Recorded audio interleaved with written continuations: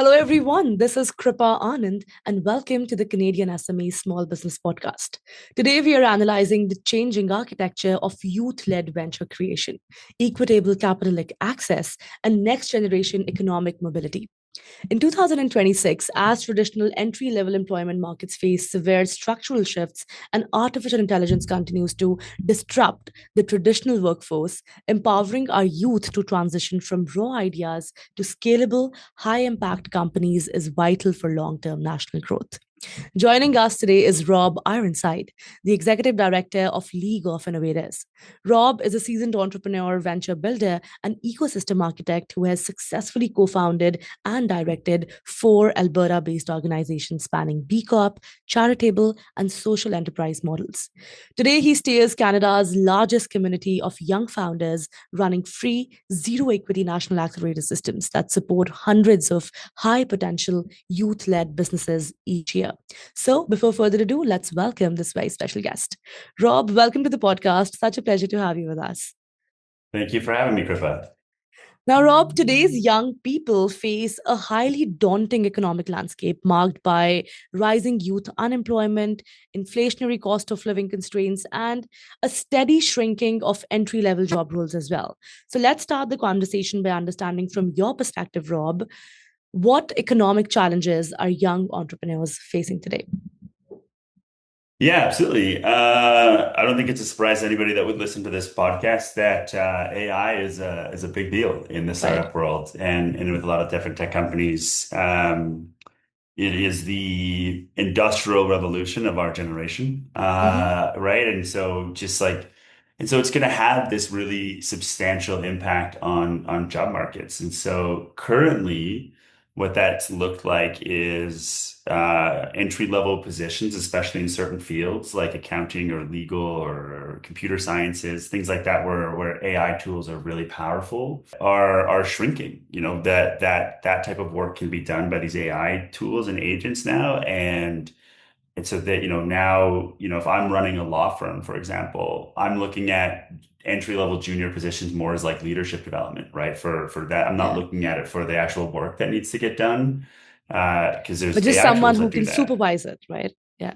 Yeah, somebody that can supervise it and somebody that we can like mentor and train and eventually, because I Yeah. mean, you need to have, talent and eventually. So, you're going to see these pyramid structures, shrink to more of more narrow rectangles, and Hmm. you're still going to hire junior staff. The best of the best are still going to find jobs because they're going to become the future leaders at these organizations. And I think these organizations realize that they can help manage the AI tools, but also like become leaders in the organization. So Hmm. yeah, currently that is the quite rapid change that's happening. But I was just at Toronto Tech Week and saw Toby from Shopify speak, and there are people who are very sound the alarm. This is catastrophic, and Hmm. as much as it is creating these challenges, I think ambitious youth, Canadian youth, and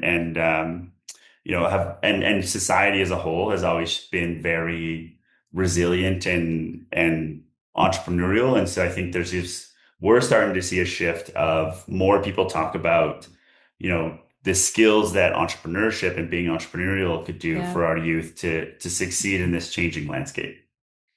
No, definitely. I think that's very well articulated because recognizing that a shrinking labor market forces young people to, develop a deep self-reliance. It turns their early career stress into an aggressive entrepreneurial drive to build that Mm. independent market assets. And with the rise of AI, definitely we'll see more number of entrepreneurs who are rising from artificial intelligence as well. Great. Next, let's explore how zero equity support helps founders grow without giving up the control. So, I'd love to understand from your perspective, why does LOI offer a free zero accelerator program, and what's the thought process behind it? Yeah, absolutely. There are a lot of really excellent programming and accelerators out there for founders at a variety of levels. Mm-hmm. I think the thing that really differentiates LOI from most accelerators is that we call ourselves a founder accelerator, not a venture accelerator. So we are betting on these youth and their ability to become great entrepreneurs, not looking for youth that are already great entrepreneurs, right? Right. Part of becoming an entrepreneur, and a good one in particular, is most of the time successful founders are on their third or fourth venture and they've learned these lessons the hard way. And we always use Ryan Holmes, who's our founder, as an example. Like when Ryan was a young teenager, he had a pizza shop, then he had a paintball field, then he had a web agency, and then he Hmm. created Hootsuite, which is now this, billion-dollar tech company. Yeah. So we're finding youth that are but that took 20 years. We're now finding youth that are kind of in those earlier stages to be like, can we condense, 20 years of learning and experience of learning the hard way to become, a Hootsuite level type entrepreneur, to 2 or 3 years. And what does that look like? And if you're only working with the entrepreneurs that young individuals that already have good ideas where their venture is backable, because most of those other accelerators, their funding model, their financial success is based off of venture success. So either their economic development funded from the government, where they need to prove that their impact is creating jobs or exports or foreign direct Right. investment, things like that, which are Hmm. all venture metrics, jobs created, right? Hmm. Or they're private and they're taking equity in the businesses, and it's the equity in those businesses that are going to help them financially sustain themselves. So both of those are based on venture success. So Right. our funding, though, is very different. We go after, other funding sources that are more about skill and youth development, so that we can work with founders that don't have that good of ideas yet to help them, accelerate 20 years of learning into 2 or 3 years. And they're just not, first of all, like taking equity in this business, just that wouldn't, like most of them are like, that just wouldn't be smart of us. Like we don't like, they're not at that point where we would want to do that yet. But also like these young individuals, they don't know how this world works yet. They don't know what they're Yeah. giving up. They don't know how to make these choices. And so Right. it would feel, you know, we are just trying to help them grow as individuals so that they can become these future leaders in Canada, and taking equity in their businesses before they knew anything about what potential they have or where they're going with it or what type of equity they should get up and if it's in their best interest or not. They're just not at that stage. There are a lot of great accelerators that give a lot of really great value and are worth it for the equity. But I think founders need to be at quite an advanced level to be able to make those decisions. Yeah. And so we're trying to help founders get to that level so that they can then access these other programs and make smart choices like that.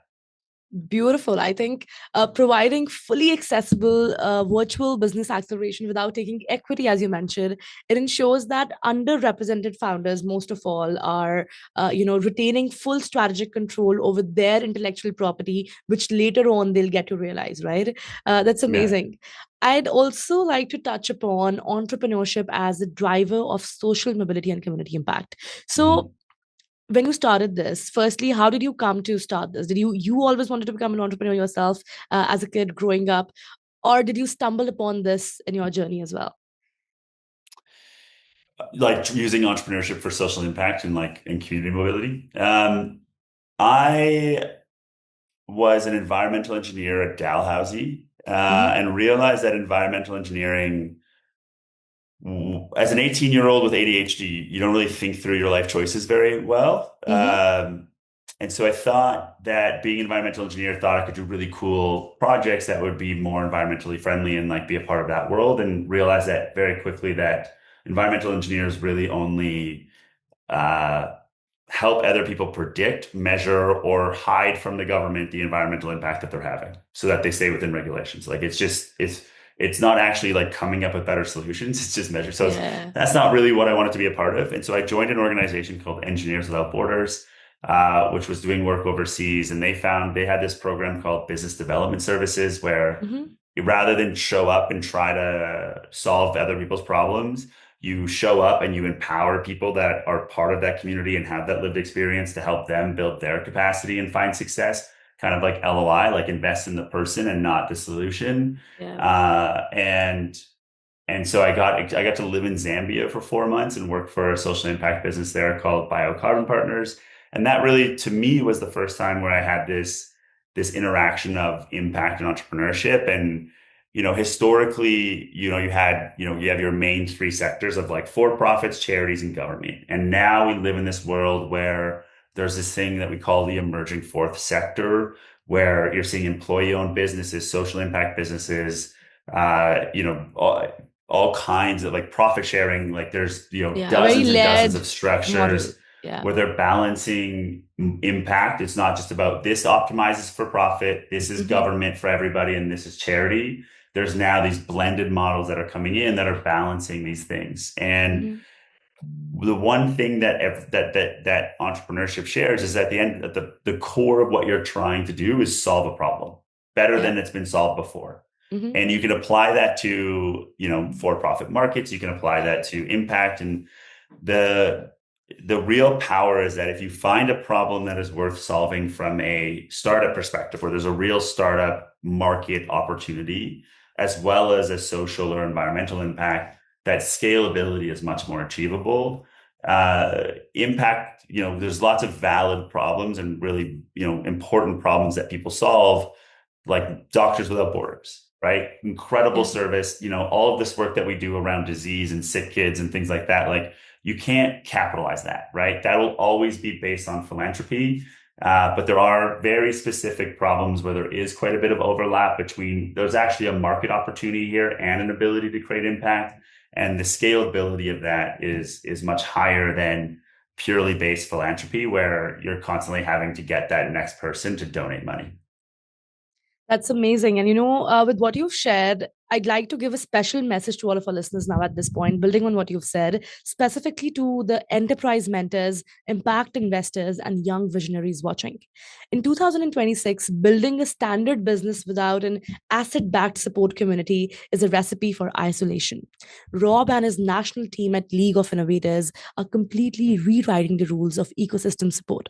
Operating as a premier national charity, LOI equips founders under 30 with world class coaching, peer to peer networks, and expert advisory circles. To celebrate this next wave of execution, nominations are officially open for the Young Entrepreneur of the Year Awards at yeyawards.com, that is yeyawards.com, shining a nationwide spotlight on the most disruptive under 30 builders in the country. Furthermore, they have just launched North House in Vancouver, an inclusive physical collaboration space engineered specifically for high potential entrepreneurs to connect and scale operations. So, if you are an ambitious under 30 founder ready to accelerate your growth trajectory for free, or an institutional leader wanting to bring the North House hub model straight to your city, visit loi.ac today to apply. Future proof your talent pipeline by backing the next generation of Canadian innovation. Coming back to you now, Rob, with what you said, I agree with you. Blending the traditional commercial mechanics with clear community driven social metrics, it's a blended model that enables young leaders to build sustainable enterprises that fix deep societal problems while generating some real cash and revenue as well. So that's great. Now, let's explore the entrepreneurial skills shaping the future of work. So, we talked about the skills and how they are changing, specifically with now AI coming into the picture. From that perspective, what are the biggest soft skills that you think the people with those skills will make a great entrepreneur in the coming times? Because the other skills, AI can also do that. So, what's your Mhm. USP as a human being anymore? So, go ahead. Yeah, I think we're seeing more and more organizations kind of like buy into this idea that, just because an entrepreneur comes through LOI or does these things and then ends up pursuing these other careers, that's actually success for us, because Hmm. the skill set that founders gain is problem solving, resiliency, critical thinking, sales, networking, storytelling, persuasiveness, accountability. Hmm. Those are the things that are fundamental to building a startup, and figuring things out and doing things. And it just so happens to turn out that, somebody who's worked and kind of built these skills, that our markets love that. And so whether it's, if the startup that they come into LOI fails, or they have to wrap up for some reason, that they pivot, like that's Hmm. success for us. Whereas in most programs, like I mentioned, that would be failure, because they're betting on the ventures, not on the people. Yeah. Because these individuals, you know, either get scooped up by other high growth startup tech companies that kind of like, hey, these people get it. They've done 0 to 1. They know how to do this. They like the pace. They know they're passionate. They're willing to take chances, and they have Correct. these skills like the ones that I mentioned. Hmm. Or it's their next idea that takes off. And so a lot of people that are hiring for these roles, unless you're hiring for a very technical thing that you need, But Yeah. for more of these general roles like sales or teams or you know, community management or whatever it might be, you know, if you look at somebody who's done, you know, did 4-year business degree at a university, or somebody that's built a startup for the last 4 years and scaled it to, you know, some moderate size and then eventually had to wrap it up or something, I think Yeah. most people are hiring the person that ran the company for the 4 years, because the Mhm. skills and the things that they've learned and the network that they built there is so much more valuable than somebody who maybe just did a 4-year business degree.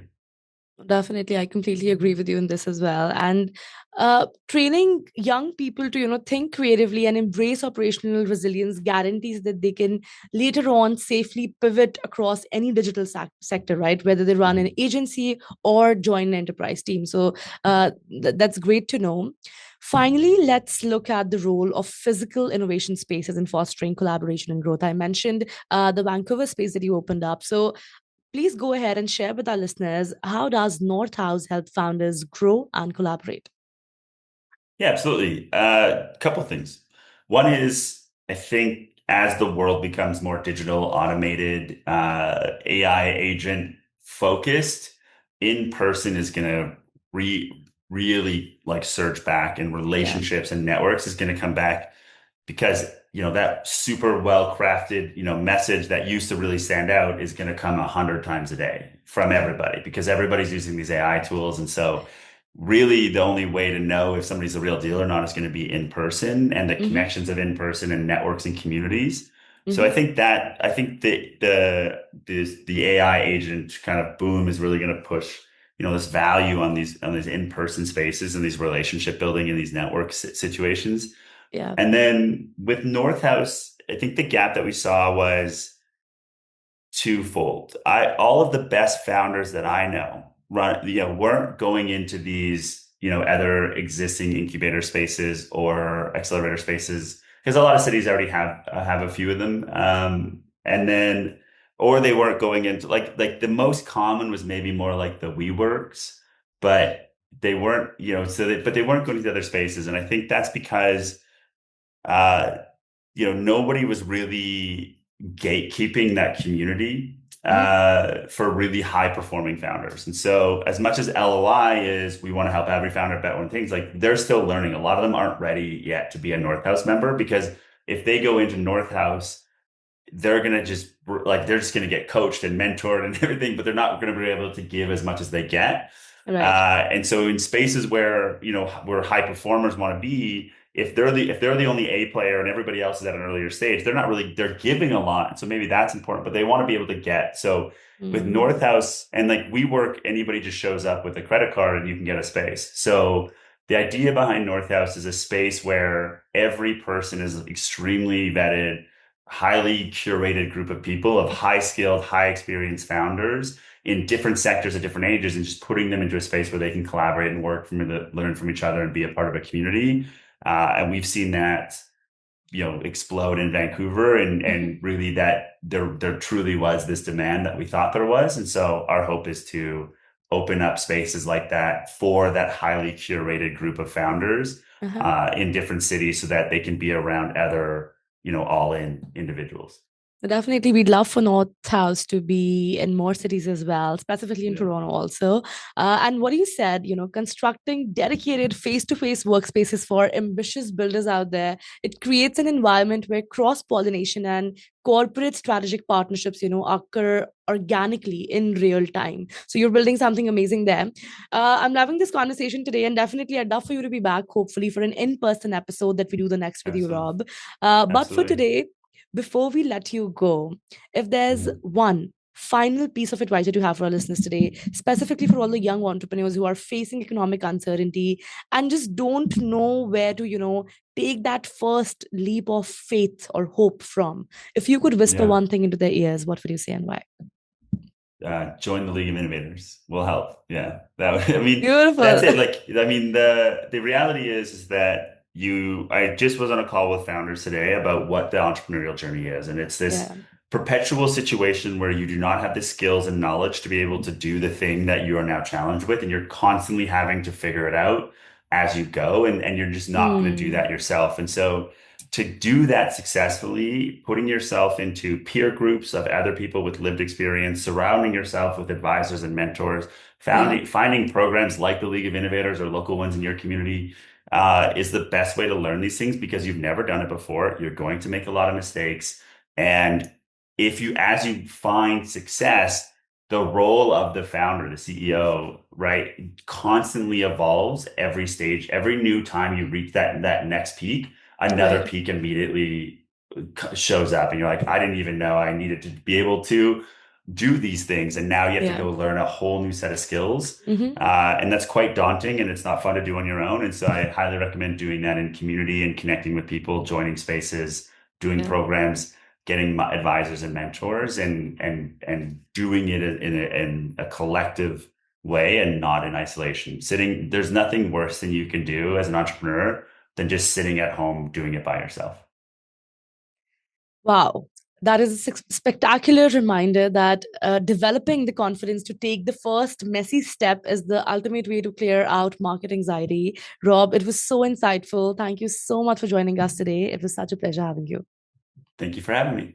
All right, that was Rob Ironside from the League of Innovators, a masterclass in dismantling the traditional equity heavy accelerator model, leveraging the new North House spaces to scale young founders, and understanding why entrepreneurial skills are true future of work in 2026.